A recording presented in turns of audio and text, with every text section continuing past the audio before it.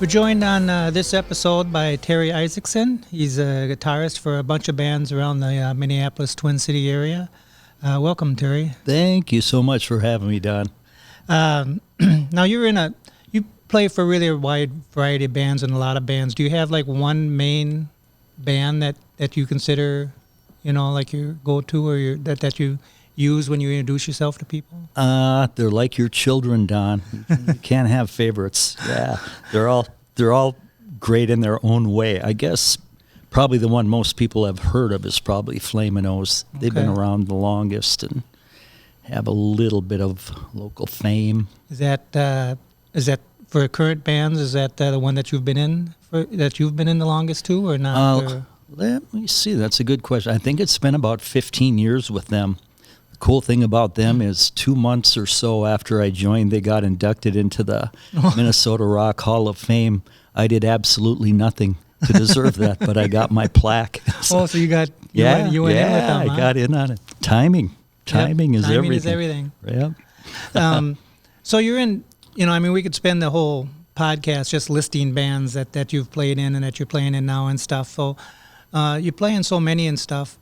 What would you say currently, like 8 or 10 bands that you currently are in? I got asked that so often that one day I actually sat down and tried to write some things down. And there seems to be 13 bands usually in semi-active, situations.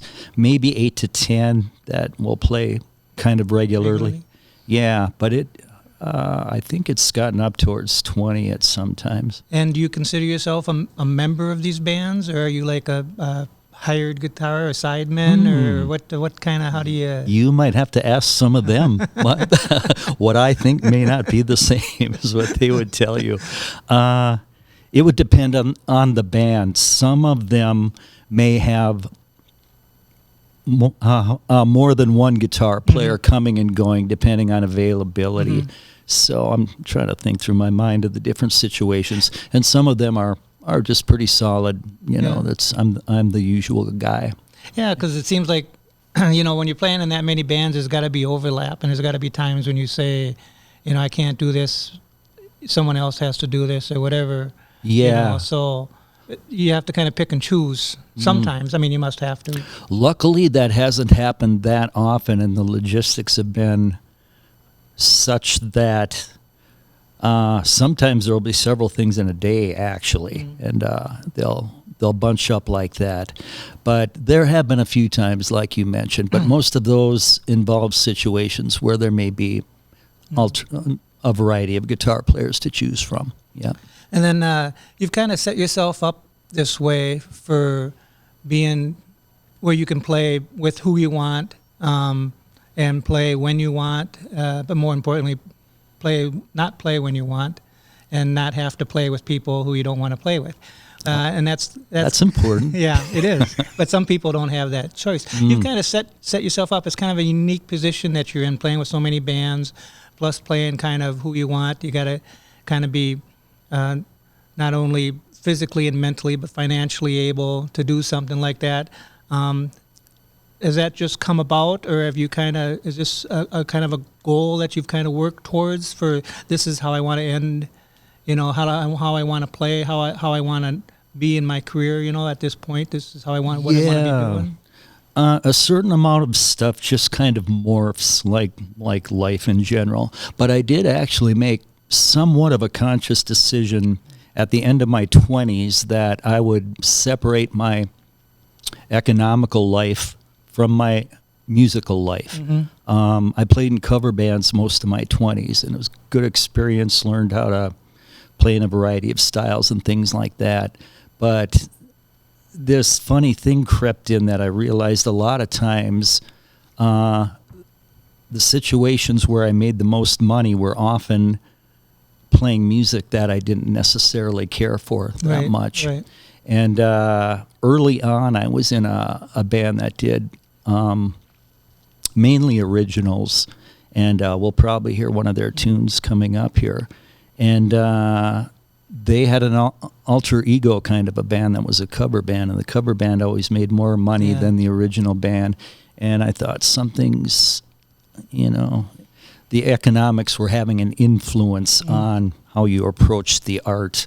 And that's an age-old dilemma, I guess. But I did make the conscious decision about 20, when I was about 30 years old. I had spent my 20s playing covers, and I thought, I'm not going to make musical decisions based on economics. So, yeah. And from then on, I tended to support original music songwriters and things like that, where I knew a lot of these situations weren't making a lot of money, but the music could be more satisfying. Right, but then you have to put a lot more work into it. Cover bands are pretty much run themselves, whereas original acts are a lot harder to book. They're a lot harder to, play, and you got to actually learn. You got to work at it. Rehearse. I mean, you're in a cover band. You're in there for about. I don't play an instrument, but I'm guessing after you learn the first 25, 30 songs, that's what you're playing. And you pretty much don't even have to rehearse. You just show up and play Smoke on the Water every night, That's about it. Replace a song or two from time to time. But original situations, hopefully if they're thriving and creative, they're recording from time to time and always writing and trying to come up with new stuff and trying to crank out the next project or whatever. So and that keeps it fresh and keeps it interesting and playing in a variety of them. Every band, they'll go in cycles. A band will have a downtime for a while for every reason you can imagine.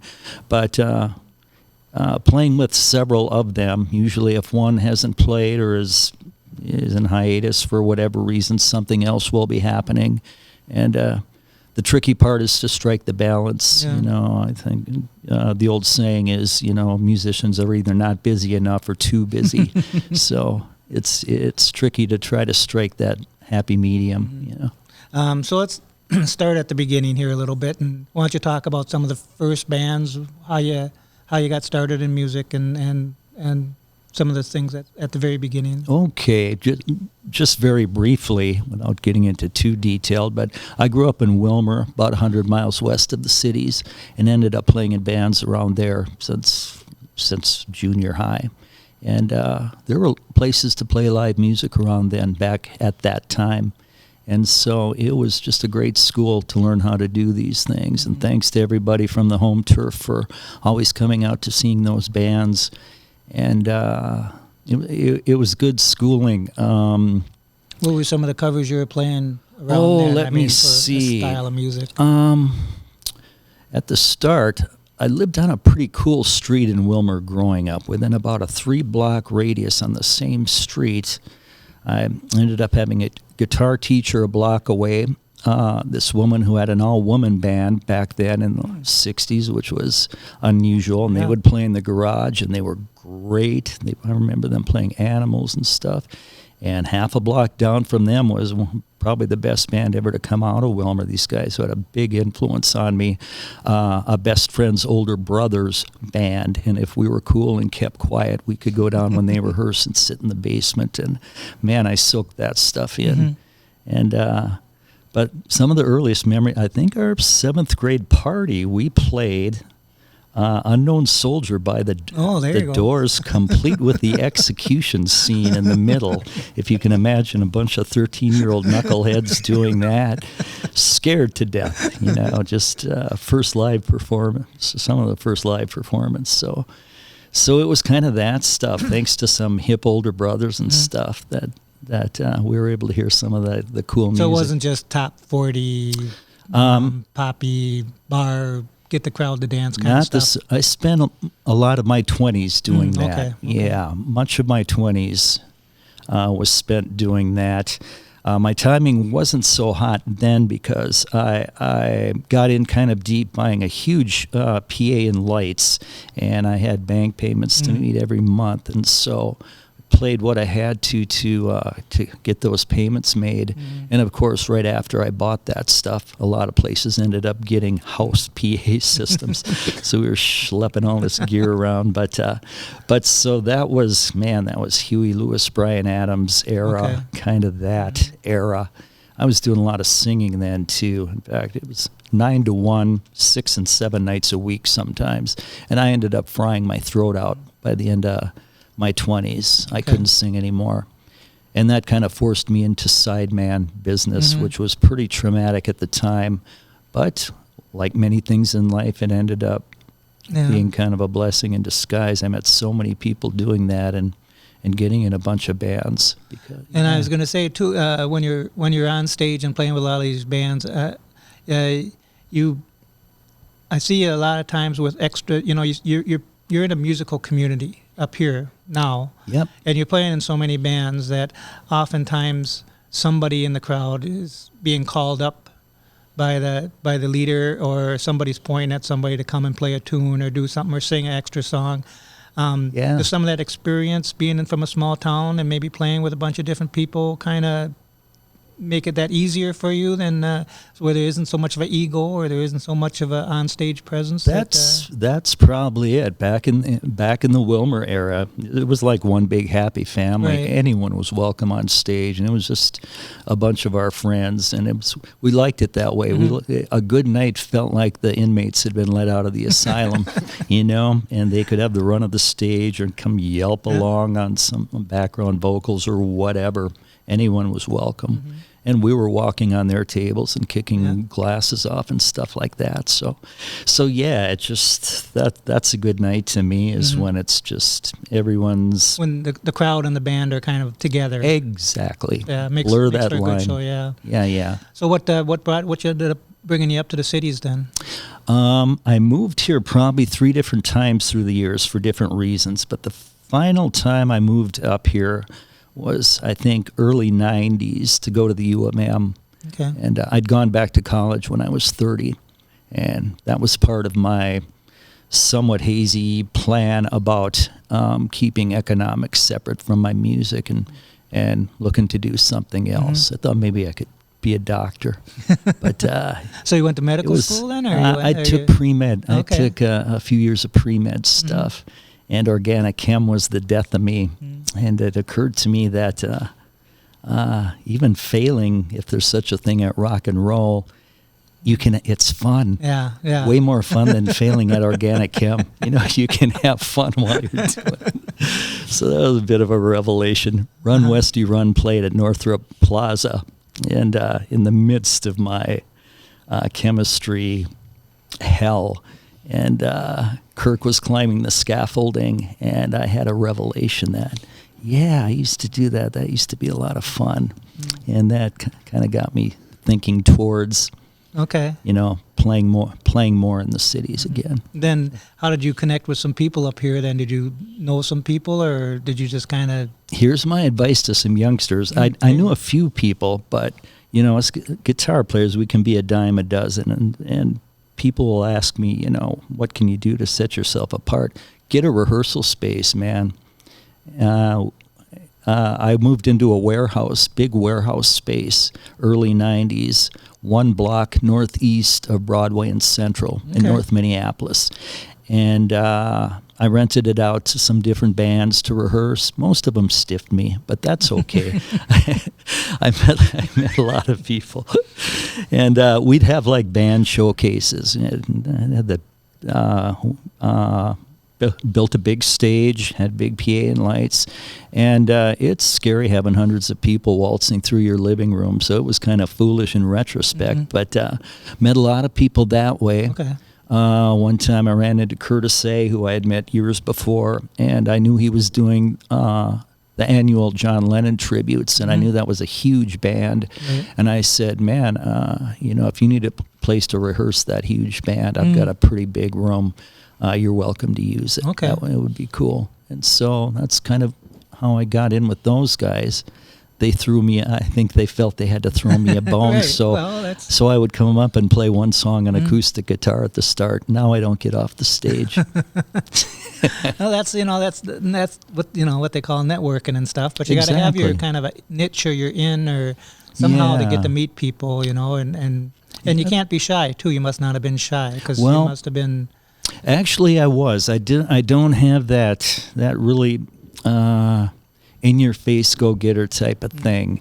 It was just kind of morphed organically from meeting a lot of people. And I met the V-Boys, Bobby V's sons, got to be good friends with them, and I met some people through them that opened some things up. And yeah, it's funny to think about. It's that typical cliche about back in my 20s when I was really pushing hard and trying hard to make things happen, and picking up a phone and calling a club owner and booking a band was. Some people are really good at that.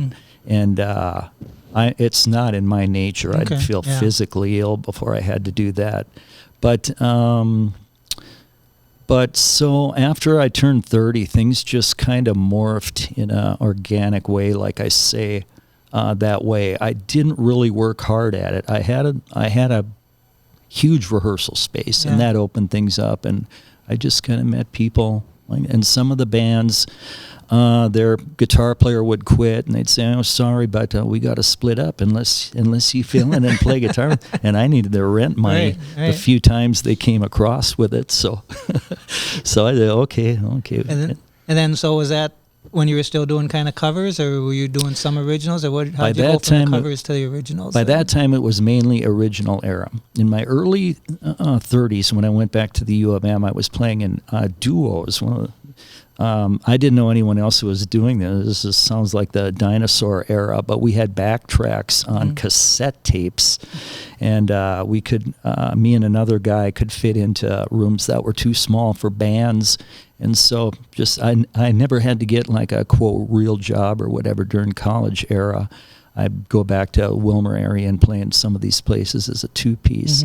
But if you think about it, unlike CDs or other media, the thing about tapes is you have to play the same thing in the same order. I think it was 8 years I did that, of the same songs in the same order, to where finally the help at some of these clubs, they would take bets on what song was coming up next.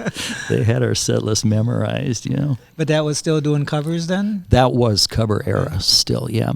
But at the same time, while I was doing that, I was slowly infiltrating into original situations in the cities, yeah. And then who did you start in with originals, and where did you start doing? I have to think time-wise. When I first moved up here, there were hometown buddies that Mark Fitzsimmons. Hey, Mark. He was doing mainly original stuff. Got a CD out. The band was called Fitz, or the Fitz Men. And to their credit, they were doing original music, and sometimes around the Wilmer area, which wasn't really done back then. So he was always fighting the good fight, and a very inspired and passionate singer. Fitz, I hope you're good out there. Yeah, and those guys. So that was one of the original things I was doing then. And then kind of morphing into, I have to think about it here, Ginny Dodds, who you might hear later. That was one of the first things. Yeah, of course I'm drawing a blank a little bit here now, but yeah, some of the things I gave Don a list of a bunch of things I played with in case things like this would happen. But chronologically, I can't really think of what they were. But then Curtis A. and just a variety of different things all of a sudden. And then just some sessions, people would just call me to record, even if they weren't playing live a lot, or if I wasn't in their live thing, I'd play on some of their recordings, and different things just kind of mushroomed. Okay, then and then you got going along, and then the Nip and Tuck thing happened, and that we want to talk a little bit about that. That was quite an amazing band that was out there with Gary. Is it Gary Rue? Yeah, Gary Rue, Jeff Wilcom, and Steve Tildress. That's where regressing. We're going back about a decade from what we were talking about. Oh, okay. But I was 21 at that era. Oh, okay. So that was. So that was before. That was that was before any of this stuff that we had talked about. That was the second time I had moved to the cities. And Longhorn. So that was actually before the college days then, huh? Exactly, a whole decade before. Wow. Yeah, that was when I was just old enough to get into these places. Okay.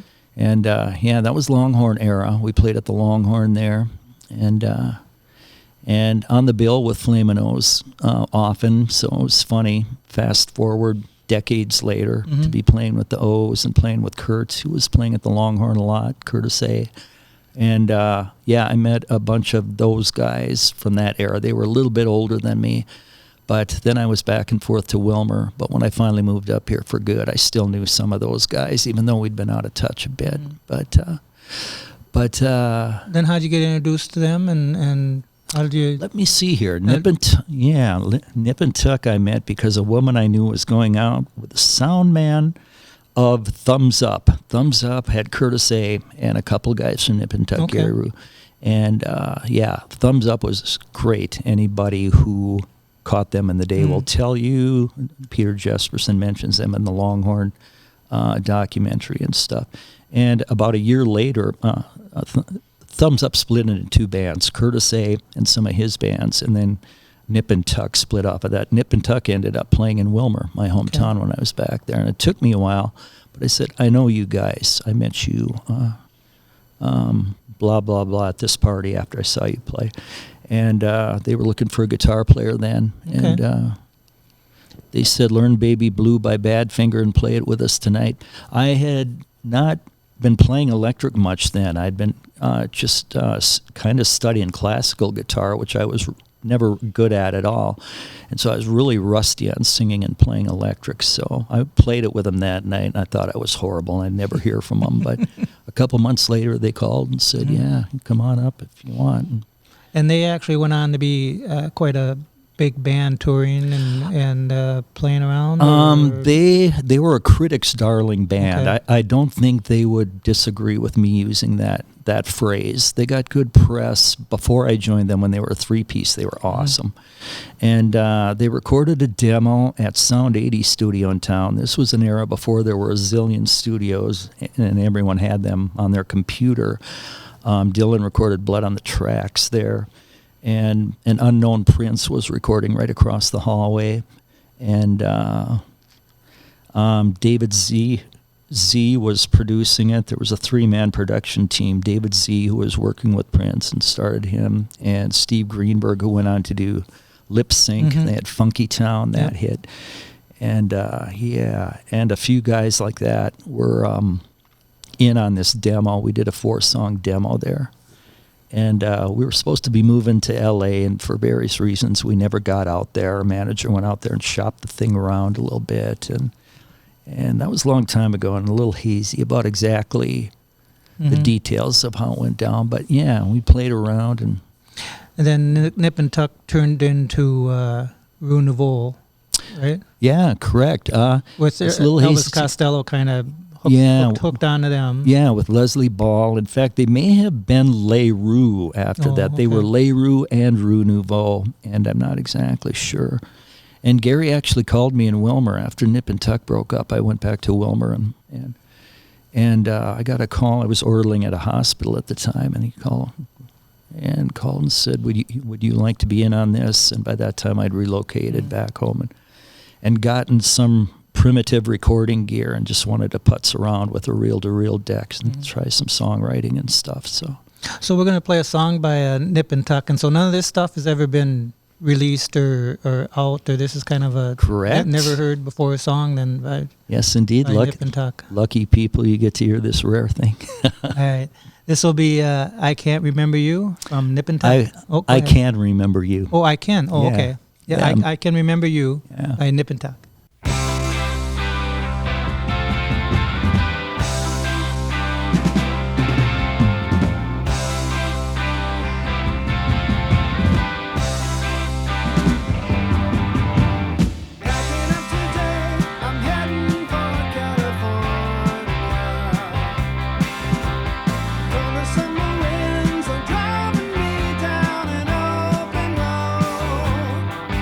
But you can't know how it feels.